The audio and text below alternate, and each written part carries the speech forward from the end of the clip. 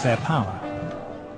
What we have seen in this country is the emergence of an organized revolutionary minority who are prepared to exploit industrial disputes, but whose real aim is the breakdown of law and order and the destruction of democratic parliamentary government. The politicization of this subject started with Margaret Thatcher.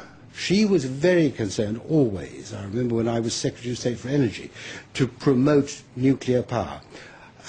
Long before the issue of climate change came up, because she was concerned about energy security, and she didn't trust the Middle East, and she didn't trust the National Union of Mine Workers. So she didn't trust oil, and she didn't trust coal.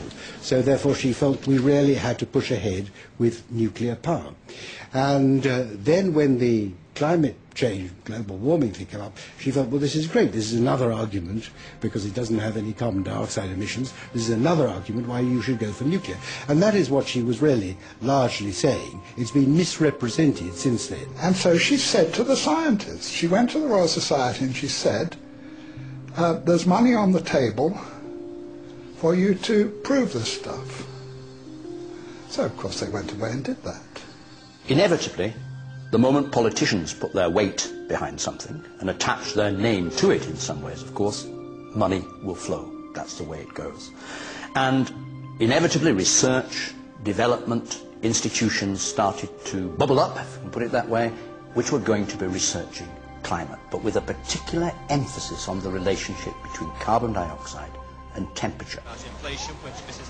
At the request of Mrs. Thatcher, the UK Met Office set up a climate modelling unit which provided the basis for a new international committee called the Intergovernmental Panel on Climate Change, or IPCC.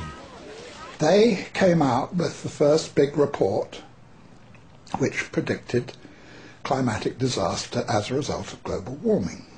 I remember going to the scientific press conference and being amazed by two things. First, the simplicity and eloquence of the message and the vigour with which it was delivered.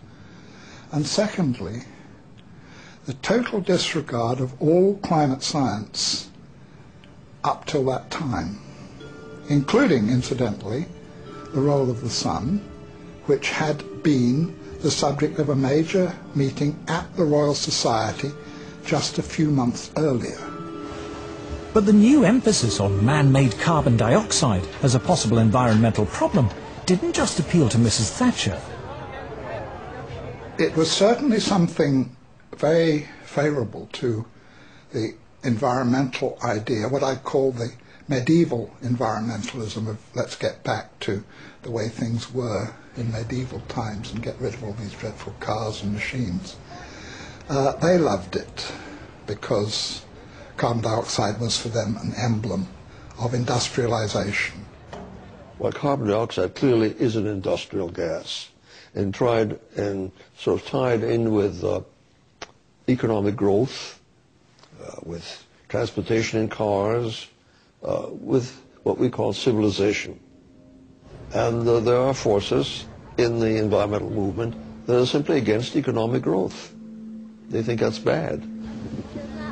It could be used to legitimize a whole suite of myths that already existed: anti-car, anti-growth, anti-development, and above all, anti-that great Satan, the US.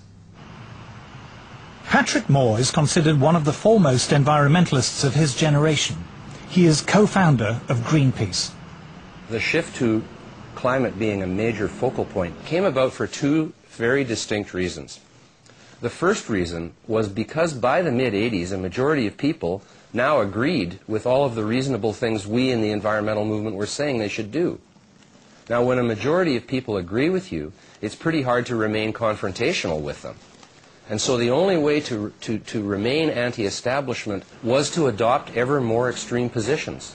When I left Greenpeace, it was in the midst of them adopting a campaign to ban chlorine worldwide.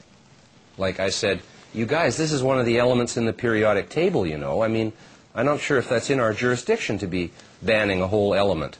Destroying the wall were soon done. The other reason that environmental extremism emerged was because world communism failed, the wall came down, and a lot of peaceniks and political activists moved into the environmental movement, bringing their neo-Marxism with them, and learned to use green language in a very clever way to cloak agendas that actually have more to do with anti-capitalism and anti-globalization than they do anything with ecology or science. The left have been slightly disoriented by the manifest failure of socialism and indeed more so of communism as it was tried out.